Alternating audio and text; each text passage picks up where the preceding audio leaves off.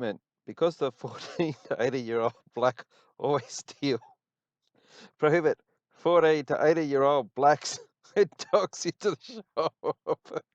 This was a sign a guy put up on his shop in Melton, Victoria, at a convenience store.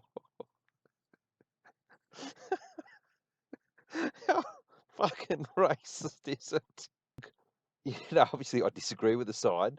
Like blacks and dogs. Look, when you see who put it up, he's not actually saying, he's not associating blacks with dogs. I think he's just adding them to the fact that dogs aren't allowed in the shop. He's not, you'll see who it is in a second. But I don't know, it's a bit of a tricky one to try and resolve. To Victoria.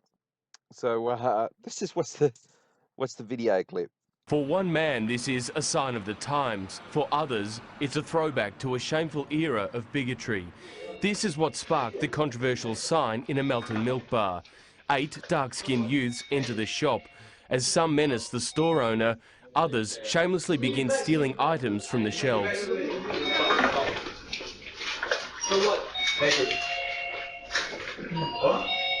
A group surrounds the counter as others help themselves to whatever they choose. The store owner arms himself with what appears to be a golf club.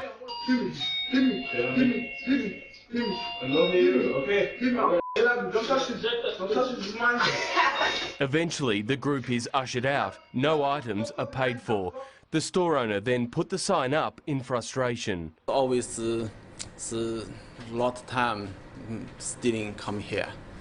So very hungry. And there was some understanding from locals. It's not good. I can understand why he's done it. He is a shop owner, it's his business, it's his livelihood. The store owner says the sign was an impulsive reaction to this morning's confrontation, one of about 20 similar incidents he's endured over the past 2 years. He didn't, though, anticipate the outrage it would generate. A lot of time, so very angry. Yes, always black person.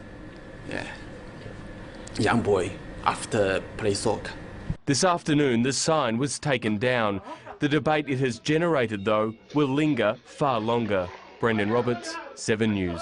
So that guy's put that sign up, which he shouldn't have done, both morally, and I'm pretty sure there'd be some section of law that would apply to putting a sign like that up. In fact, definitely there would be. But they don't mention that any charges were laid, and they cover this guy's face. Now, we know why he's been afforded those protections and the inaction, but I can see what his problem is. His problem is the Victorian Police aren't keeping these young guys in line.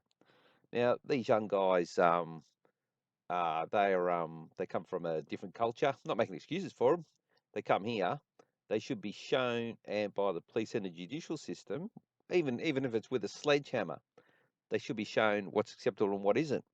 But as you know, it's well documented, especially like, was there big riots of, they're telling people to get indoors and letting these guys, not these guys in particular, but the Sudanese gangs just fight on, punch on, and not one arrest. There's been 2 incidences.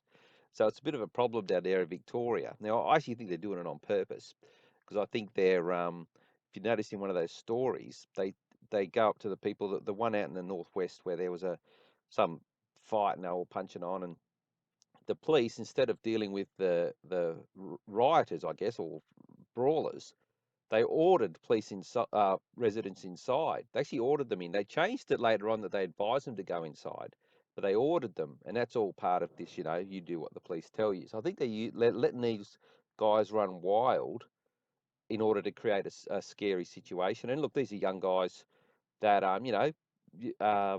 if they can get away with it, they will, and the police will let them get away with it.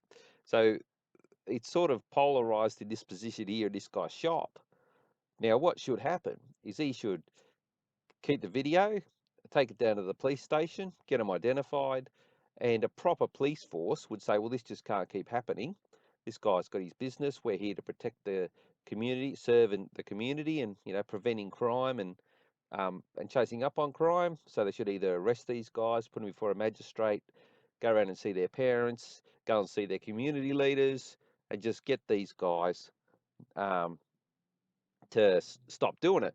But of course, that doesn't happen. So that's why this sign's ended up there, right?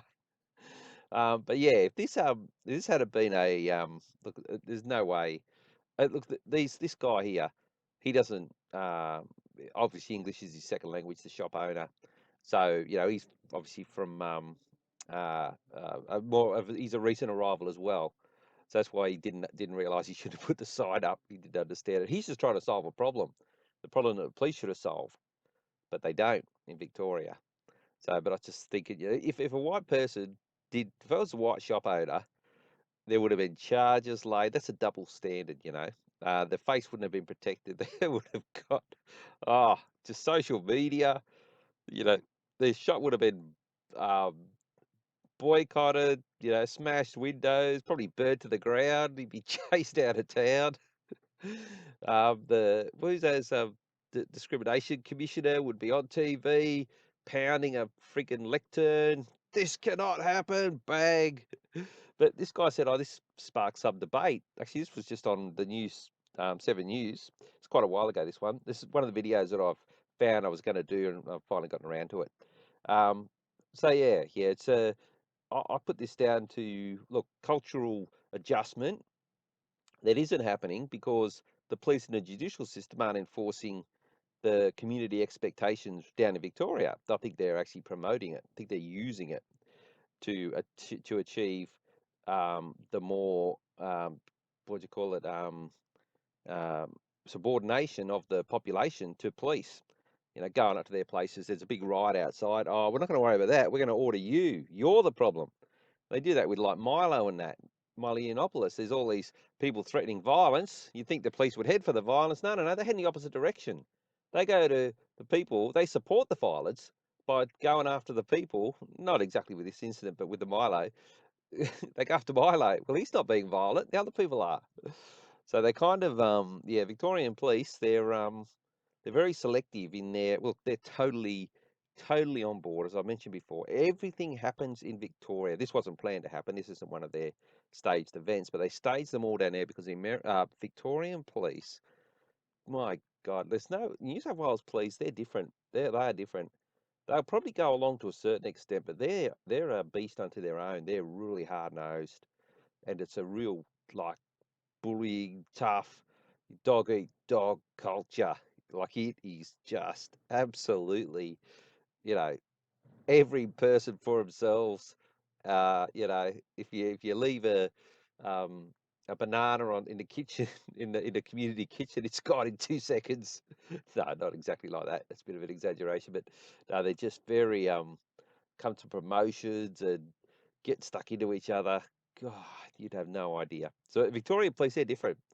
Yeah, that you couldn't get the New South Wales police to do what these guys do. That Mick Fuller, he organised the Martin Place thing, and that was pretty benign, really. That was a benign operation because they just let something happen, and then without any violence or anything, just brought in a law. The New South Wales police went along with that. I think that Link Cafe, fuck, there was a big shit fight over that within the New South Wales police. That Catherine Byrne, she's deleting texts, and oh yeah, everyone's running for the hills there. Whereas in Victoria, they're all on board. They're all on board with it. The whole Victorian police force is entirely owned by the bankers, just through the government. Unbelievable. All right. So yeah, I guess yeah, finishing statement on this is yeah, look, it's yeah, it's a problem with the police. That's what it is. All right, that's it.